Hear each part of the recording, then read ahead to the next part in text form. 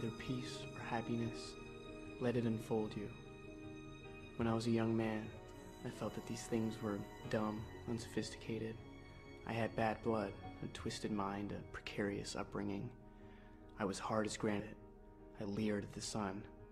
I trusted no man, and especially no woman. I was living a hell in small rooms. I broke things, smashed things, walked through glass, cursed. I challenged everything, was continually being evicted, jailed, in and out of fights, in and out of my mind.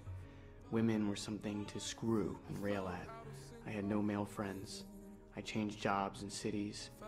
I hated holidays, babies, history, newspapers, museums, grandmothers, marriage, movies, spiders, garbage men, English accents, Spain, France, Italy, walnuts, and the color orange. Algebra angered me. Opera sickened me. Charlie Chaplin was a fake, and flowers were for pansies. Peace and happiness were to me signs of inferiority, tenets of the weak and addled mind.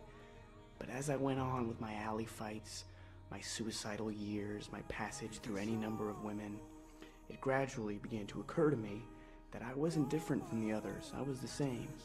They were all fulsome with hatred, glossed over with petty grievances.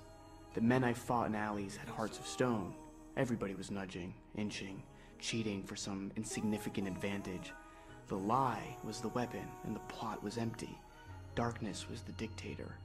Cautiously, I allowed myself to feel good at times. I found moments of peace in cheap rooms, just staring at the knobs of some dresser or listening to the rain in the dark. The less I needed, the better I felt. Maybe the other life had worn me down. I no longer found glamour in topping somebody in conversation or in mounting the body of some poor, drunken female whose life had slipped away into sorrow. I could never accept life as it was. I could never gobble down all its poisons. But there were parts, tenuous magic parts open for the asking. I reformulated. I don't know when, date, time, all that, but the change occurred. Something in me relaxed, smoothed out. I no longer had to prove that I was a man. I didn't have to prove anything. I began to see things, coffee cups lined up behind a counter in a cafe, or a dog walking along a sidewalk, or the way the mouse on my dresser top stopped there, really stopped there with its body, its ears, its nose. It was fixed, a bit of life caught within itself, and its eyes looked at me, and they were beautiful. Then, it was gone. I began to feel good.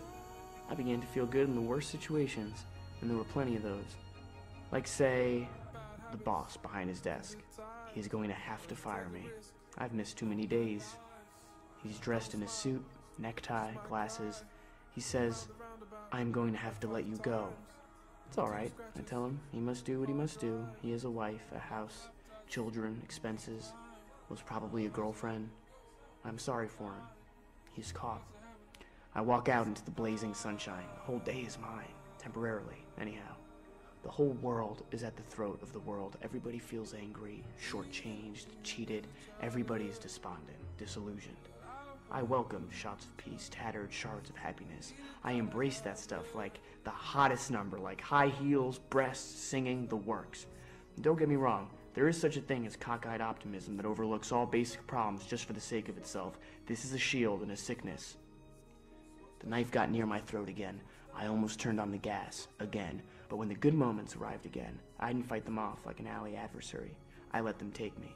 I luxuriated in them. I bade them welcome home. I even looked into the mirror once, having thought myself to be ugly. I now liked what I saw. Almost handsome.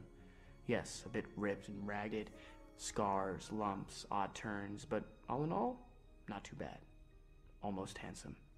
Better at least than some of those movie star faces like the cheeks of a baby's butt. And finally I discovered real feelings for others, unheralded.